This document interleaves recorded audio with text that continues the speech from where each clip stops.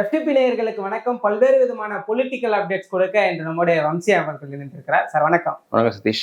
அதிமுக பாஜக என்னதான் கொள்கை அளவுல முரண்பட்டு இருந்தாலுமே கூட அவங்க அரசியல் கட்டமைப்பை சரியா செஞ்சிட்டு இருக்காங்கன்னு பார்க்க முடியுது. ஆனா இங்க தமிழ்நாட்டுல ஒரு சிலர் என்ன சொல்லிட்டு இருக்காங்க, இந்த மாதிரி திமுக ஆட்சியை கலைப்பதற்காக பாஜக முழு முதலா தங்களுடைய வேலையை செய்யறதாகவும், குறிப்பா முதலமைச்சர் அவர்கள் ஜெயிலுக்கு போறாரு, துணை முதலமைச்சர் உதயநிதி அவர்கள் ஜெயிலுக்கு போறாரு, இதனாலதான் இடி ரைடு தமிழ்நாட்டுல பெருகி இருக்கு, இப்படி எல்லாம் சொல்றாங்க. சோ இதை எப்படி நீங்க பாக்குறீங்க? இது எப்படி பாக்குறீங்கன்னு, இது நடந்துட்டு இருக்க அதே நேரத்துலதான் நீங்க இந்த ஆபரேஷன் சிந்தூருக்கு ஆதரவா பேசுறதுக்காக உலக நாடுகள் பல நாடுகள் பயணிக்கிறதுக்கு ஒரு பாராளுமன்ற குழு நியமிச்சிருக்காங்க. அதுல திமுக எம்பி கனிமொழியை நியமிச்சிருக்காங்க. அந்த நியமனத்தை முதலமைச்சர் அவருடைய ட்விட்டர் ஹேண்டில் பாராட்டியிருக்காரு, வாழ்த்துன்னு தெரிவிச்சிருக்காரு. அப்படின்னா இப்ப திமுகவை அழிக்கணும், திமுக ஆட்சியை கலைக்கணும்னு நினைக்கிறவர் திமுக எம்பியை எதுக்கு நீங்க உங்க ஆபரேஷன் சிந்தூரை பத்தி பிரச்சாரம் பண்றதுக்கு நீங்க அனுப்புறீங்க? நீங்க சொல்லலாம் எல்லா கட்சி எம்பிக்கள் அனுப்புறாங்கன்னு. அதுல யார் யார் அனுப்பியிருக்காங்க பார்க்கணும். காங்கிரஸ் சசி தரூர் அனுப்பியிருக்காங்க. சசி தரூர்ன்றது காங்கிரஸ் உள்ளே இருந்துட்டு பாஜகவுக்கு ஆதரவா பேசிட்டு இருக்காரு. அந்த மாதிரி ஒரு எம்பியை தேர்ந்தெடுத்து அனுப்பிச்சிருக்காங்க. காங்கிரஸ் கட்சி அவர் தேர்ந்தெடுத்த மாதிரி அனுப்ப தெரியல. இப்ப ஸ்டாலின் வாழ்த்திய மாதிரி ராகுல் காந்தி எங்கேயுமே சசி தரூர் தேர்வு வாழ்த்து இல்லை. சும்மா ராகுல் காந்தி டீஸ் பண்றதுக்கு அனுப்பிச்சிருக்காங்க. சமாஜ்வாடி கட்சி பார்லிமெண்ட்ல 3வது பெரிய கட்சி, அதுல இருந்து எம்பி யாரும் அனுப்பல. 4வது பெரிய கட்சி திரிணாமுல் காங்கிரஸ், அதுல இருந்து யாரும் அனுப்பல. ஆனா கனிமொழி அனுப்ப முடியும். என்ன மெசேஜ் சொல்றாங்கன்னா, திமுகவோட 22 எம்பிக்கள் எனக்கு முக்கியம். இந்த 5 வருஷத்துல எது நம்பிக்கையில்லா தீர்மானம் ஏதோ வரும்போது திமுக எம்பிக்கள் எனக்கு ஆதரவு கொடுக்கணும். அந்த திமுக எம்பிக்கள் தனக்கு ஆதரவு கொடுப்பான்னு மோடி நினைக்கிறார், அவர் நினைக்கிறாரு. அதுக்காக அவர் அப்ரோச் பண்றாரு. அப்பீஸ் பண்றதுக்கு அவர் கனிமொழி அந்த பேனல்ல இன்க்ளூட் பண்ற கனிமொழி சுப்ரியா சூலிய இன்க்ளூட் பண்ணிருக்காரு. அப்புறம் ஜேடியூல இருந்து ஒருத்தரை இன்க்ளூட் பண்ணிருக்காரு. திமுகவும் பாஜகவுக்கு நெருக்கம் போல ஒரு தோட்டத்தை காட்டிட்டா அவங்க காங்கிரஸோட சீட் ஷேரிங்ல அவங்க அப்பர் ஹேண்ட் எடுக்கலாம் அப்படின்ற அந்த ஒரு பாயிண்ட் ஆஃப் வியூல ஸ்டாலினும் அதை ஓப்பனா என்டார்ஸ் பண்றாரு. இது எப்படி இருக்க, இங்க என்னமோ 4 பேர் பிடிச்சிட்டு போனோன்னே இவங்களை வச்சு முதலமைச்சர், துணை முதலமைச்சர் குடும்பத்தையே அரெஸ்ட் பண்ற மாதிரி ஒரு ப்ரொஜெக்ஷன் கொடுத்துட்டு இருக்காங்க. நீ எனக்கு ஒரு விஷயம் புரியல. ஒரு தலைவரை கைது செய்வதற்கு 1க்கு 100 முறை யோசிப்பாங்க. நிச்சயமா.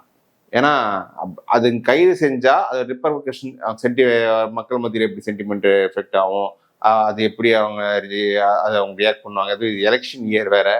ஸோ இதெல்லாம் யோசிச்சுதான் அவங்க அந்த ஒரு டெசிஷன் எடுப்போம். அதுவும் திமுக இப்ப நான் சொன்னது இப்போ கனிமொழியை பாராளுமன்ற குழுவில் நியமனத்தின் மூலமா டெல்லி பாஜக என்ன மெசேஜ் கொடுக்குதுன்னா, திமுக எங்கள் நேரடி எதிரி கிடையாது, இங்க இருக்கிறவங்க வேணா திமுக எதிர்த்து பேசிட்டு இருக்கலாம், பட் மோடியை பொறுத்தவரை திமுக எங்க நேரடி எதிரிகள், அவங்க நேரடி எதிரியா காங்கிரஸ் தான் நினைக்கிறாங்க.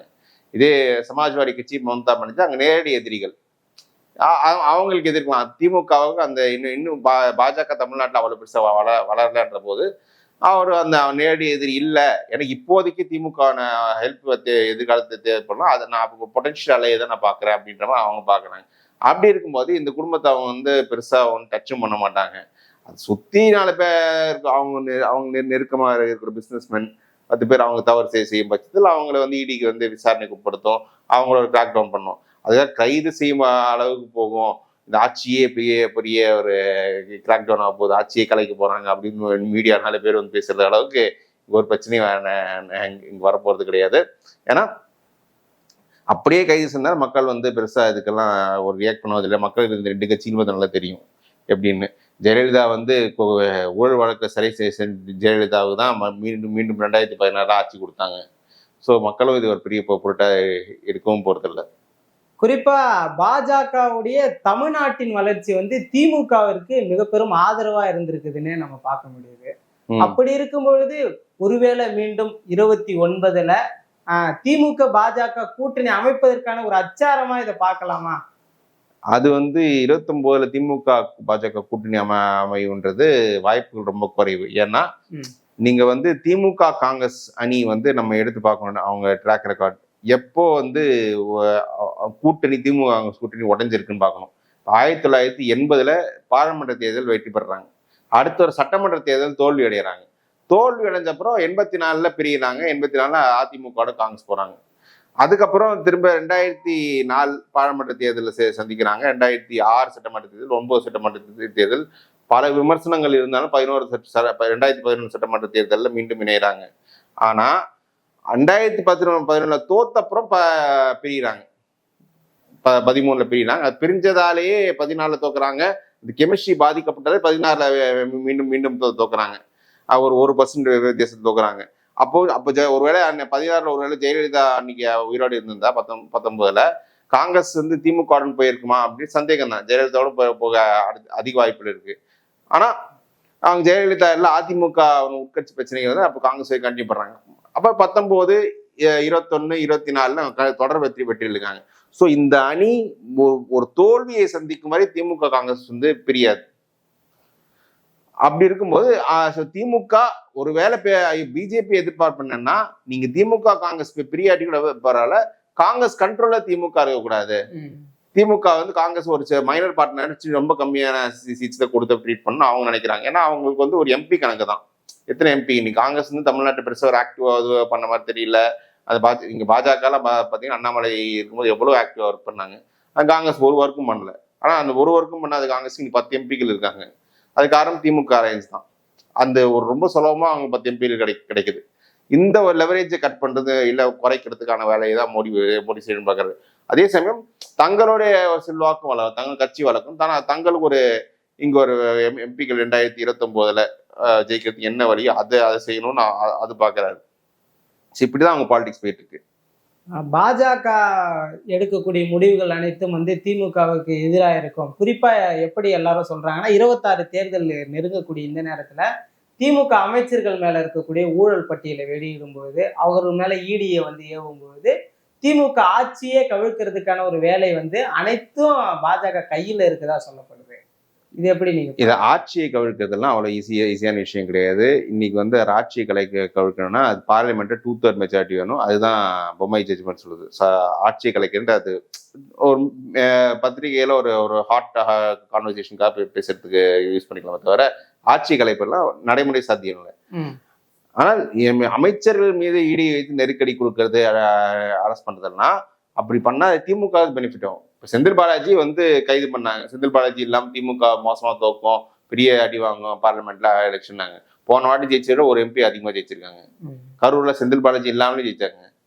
ஸோ அப்படி இருக்கும்போது அந்த அப்பன்னா உங்களோட அந்த கைது நடவடிக்கை ஒரு பலன் கொடுக்கல. அப்படிதான் பார்க்கணும். ஸோ அதனால ஒரு நஷ்டம் வரக்கூடிய ஒரு விஷயம் எந்த அரசியல்வாதி செய்ய மாட்டாங்க. அவங்க சட்டப்படி என்ன ப்ரொசீஜரோ அதை செய்யுங்க. ஒருவேளை அவங்க நீதிமன்றம் அதுக்கான உத்தரவு கொடுத்தா அதுக்கு நாங்கள் தடையா இருக்க மாட்டோம். பட் நாங்க வாலண்டியரா எதுவுமே பண்ண மாட்டோம். கூட்டணி இப்போது அவங்க அதிமுக பாஜக கூட்டணியோட பெட்டரா இருக்கு என்ன கவர்மெண்ட் வேலை அதான் செய்வாங்க தவிர இதுக்காக போய் திமுக மீது ஆக்ஷன் எடுத்து திமுக மீது ஒரு சிம்பத்தி உருவாக்குறதுக்கு அதிமுகவே முதல்ல விரும்பாது. அதிமுகவே செய்ய சொல்லாது. குறிப்பா இந்த ஆபரேஷன் சிந்தூர்ல தமிழ்நாடு அரசு எடுத்த அந்த முன்னெடுப்புகள்லாம் பார்க்கும்போது பிஜேபிக்கு ஒரு ஃபேவரான ஒரு விஷயங்கள்லாம் பண்ண மாதிரி ஒரு பார்வை இருக்கு. இல்ல இது தமிழ்நாடு அரசுன்னு இல்ல, ஒட்டுமொத்த இந்திய அளவில் எதிர்கட்சிகள் நிலைப்பாடு ஒரே மாதிரி தான் இருந்தது. எதிர்கட்சியின் லைன் தான் எடுத்திருக்காங்க. நீங்க எந்த நடவடிக்கை எடுத்தாலும் நாங்க ஆதரவு அளிக்கிறோம்னு ஃபர்ஸ்ட் எதிர்கட்சி தரப்பு ராகுல் காந்தியும் ஓப்பனா சொல்லிட்டாரு. அதான் அந்த ஆபரேஷன் சிந்தூர் அது ரிலேட்டட் இந்த ட்ரம்ப் பேசின பேச்சு இவங்களுக்கெல்லாம் பேசினப்பறம் தான் சில இப்போ நாங்கள் பாகிஸ்தான் சொல்லிட்டு தான் நாங்கள் தாக்குதல் பண்ணோம் அப்படின்னு எக்ஸ்டர்னல் அஃபேர்ஸ் மினிஸ்டர் பேசினதுக்கப்புறம் தான் காங்கிரஸ் தரப்புல கொஞ்சம் கொஸ்டின்ஸ் ரைஸ் பண்ணாங்க. அது கூட திமுக தரப்புல அந்த கொஸ்டின்ஸ் ரைஸ் பண்ணல. யாரும் நம்ம இங்க என்னன்னா இங்க சங்கிகளுக்கு என்ன ஒரு மனநிலைன்னா நம்ம எதுவுமே கருத்து சொல்லாம இருந்தா கூட இவங்க பாகிஸ்தான சார்பாக இருக்காங்க அப்படின்னு சொல்லி தங்கள் எதிரிகளை ஒரு தேசிய விரோதிகள் ஒரு முத்திரை கொடுத்துற ஒரு கீழ்த்தரமான ஒரு புத்தி தமிழ்நாட்டு பாஜக ஆதரவாளர்கள் இருக்கு. அதற்காக அந்த விமர்சனம் வந்துடக்கூடாது, ஒரு அந்த ரைட் விங் ஓட்டர்ஸ் மத்தியில் அந்த விமர்சனம் வந்துடக்கூடாதுன்றதுக்காக தான் இந்தியாவுக்காக ஒற்றுமை பேரணின்னு ஒரு சிறிய பேரணி நடத்தினாங்க. இது காங்கிரஸ் டெல்லியில பண்ணா அதை பத்தி அதே இவங்களும் ரெப்ளிகேட் பண்ணாங்க. ஸோ இதுதான் அவங்க இப்போ பண்ணதை தவிர இப்போ ஆபரேஷன் சிந்தூர் மீது காங்கிரஸ் வைக்கும் விமர்சனங்கள் போல் திமுக வைக்கவில்லை. குறிப்பா அதிமுக பாஜக கூட்டணி அமைந்திருக்கக்கூடிய இந்த சூழ்நிலையில திமுகவின் இந்த அபரிவிதமான அந்த ஒரு இணக்கம் வந்து அந்த கூட்டணியை பாதிக்காதா? இதுல என்ன அதிமுக பெரிய ஒரு சொல்லுன்னா, இப்ப கனிமொழியை நியமிக்கும் போது அவங்க வந்து அதிமுக எம்பிக்கள், அதிமுக லோக்சபா எம்பிக்கள் கிடையாது, ராஜ்யசபால 2 பேர் இருக்காங்க, தம்பிதுரையோ சி.வி. சண்முகத்தை நியமிச்சிருக்கலாம். அது வந்து அப்போ வந்து அதிமுக எம்பிக்களை நியமிக்காம திமுக எம்பிக்கள் நியமிக்கிறது வந்து எடப்பாடியை வந்து ஒரு மாதிரி இன்சல்ட் பண்ண மாதிரி தான் அது பொருள். அப்பனா பிஜேபி இன்னும் ஃபுல் ஃபிளெட்ஜா மோடி, குறிப்பா மோடி வந்து இந்த கூட்டணிக்கு சம்மதம் தெரிவிக்கலன்ற மாதிரி தான் அது எடுத்துக்கணும். அமித்ஷா தரப்புல வந்து நேரடியாக வந்து எடப்பாடி தான் முதலமைச்சர் வேட்பாளர் சொல்லிட்டு அவங்க வீட்டுல விருந்து சாப்பிட்டு எல்லாத்தையும் போனாங்க, அதெல்லாம் ஃபைன். பட் மோடி தரப்புல இன்னும் அந்த கன்சென்ட் ஃபுல்லா வரல அப்படின்றது இந்த நிகழ்வு மூலியமா தெரியுது. அவங்க மேபி மோடி கன்சென்ட் வந்து எப்போ வரும், ஒருவேளை சீட் ஷேரிங் முடிஞ்ச அப்புறம் தான் வருமா அப்படின்னு தெரியல. ஆனா ஒண்ணு, இப்ப சீட் ஷேரிங்ன்றது கொஞ்சம் கடுமையா நடக்கும் அப்படின்ற அந்த ஒரு இண்டிகேஷன் அது கொடுத்துருக்காங்க. ஏன்னா இங்க சிலர் வந்து சும்மா பாஜக ஆதரவாளர் சொல்லிட்டு திமுக தோக்கிறது தான் எங்க ப்ரையாரிட்டின்ற மாதிரி பேசிட்டு இருக்காங்க.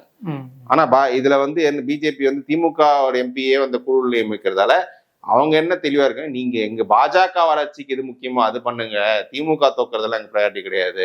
அவங்க திமுக அதிமுக 2 ஒண்ணு தான். நீங்க அதிமுக எம்பிக்கள் இல்லை, நான் அதனால இன்க்ளூட் பண்ணல, ராஜ்யசபாவை இன்க்ளூட் பண்ணலாம், அதிமுக நான் பெருசா ஒரு மதிக்கலன்ற அந்த ஒரு இண்டிகேஷன் கொடுத்துட்டாரு.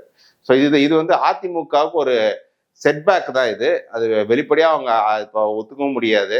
ஏன் நீங்க கனிமொழி கூட்டிட்டு போறீங்க, அவங்க கேள்வி எழுப்ப முடியாது. இது ஒரு செட்பேக் தான் இது.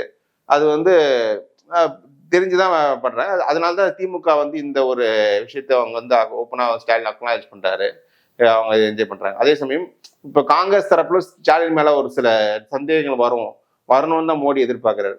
பாருங்க, நீங்க எதை இப்ப அவங்க பிரிய போறது கிடையாது, ஐயோ ஸ்டாலின் இங்க போயிடுவாரா அப்படின்ற அவங்க இன்செக்யூரிட்டி வந்ததுன்னா, ஸ்டாலின் இந்த இன்செக்யூரிட்டி காட்டியே போன ஆடி கொடுத்த மாதிரி கம்மியா சீட்ஸ் கொடுத்து அவங்க வந்து டிச் பண்ணுவாரு. இப்படிதான் அவர் எதிர்பார்க்காரு. அதுக்கு என்ன பண்ணணுமோ அதுதான் பண்ணிட்டு இருக்காரு. கண்டிப்பா. ஏன்னா 26 தேர்தல்ல மத்த கூட்டணி கட்சிகளுக்கு வந்து கண்டிப்பா சீட்டை உயர்த்த வேண்டிய ஒரு இடத்துல இருக்காரு. அப்படின்றப்போ காங்கிரஸோட சீட்டை குறைச்சி அதை பிரிச்சு யாருக்குமே சீட்டை உயர்த்துவார் நான் நம்பல. அதிகபட்சம் விடுதலை சிறுத்தைகளுக்கு உயர்த்தினால் வாய்ப்பு இருக்கு, பட் வாய்ப்புகள் ரொம்ப குறைவுன்னு தான். ஏன்னா அவர் வந்து விடுதலை சிறுத்தைகள், சிபிஎம் அதிமுக ஒரே அளவுகோல தான் ட்ரீட் பண்றாரு. பார்லிமெண்ட்ல ஒரே மாதிரி சீட்டு கொடுக்காரு, சட்டமன்றத்துல ஒரே மாதிரி கொடுக்காரு. ஸோ அதே ஃபார்முலா அடிப்படையில் கொடுப்பாங்க. எப்படி இப்போ 2019 கொடுத்த மாதிரியே தான் 24 சீட்டு கொடுத்தாங்களோ, 21 கொடுத்த மாதிரி 26 சீட்டு கொடுப்பாங்க, அதே மாதிரி தான் கொடுப்பாங்க. இந்த கட்சிகளுக்கு திமுக விட்டால் வேற ஆப்ஷன் கிடையாது. அதிமுக பாஜக ஒரு அணி ஒரு கன்ஃபார்ம் ஆனதால திமுக கொடுக்கறத வாங்கிக்கணும். அவர்கள் வந்து நிறைய ஆப்ஷன்ஸ் இருந்தும் நம்ம அதெல்லாம் அவருக்கு எந்த ஆப்ஷன்ஸ் இல்லைன்றதுதான் உண்மை. அது அவருக்கே தெரியும். அவருக்கு இன்ஃபேக்ட் இதுல வந்து பல பேர் வந்து நம்ம தனியாக அதை வீடியோ பத்தி நம்ம எக்ஸ்பிளைன் பண்ணா, திருமாவுக்கு என்ன சவால் இருக்குன்னா, அவர் இந்த எக்காரணத்துக்கு கொண்டு அணியை விட்டுறக்கூடாதுன்னு ரொம்ப தீர்மானம் கூடாது. ஏன்னா விட்டால் அவர் வந்து ஒரு தோல்வி வளையத்துல போய் மாட்டிப்பாரு. அது மீண்டு வரதே ரொம்ப கஷ்டமா இருக்கும். நிச்சயமா 2026ல திமுகவுடைய நிலைப்பாடுகள் எப்படி இருக்குன்னு பொறுத்திருந்து பார்ப்போம். நன்றி.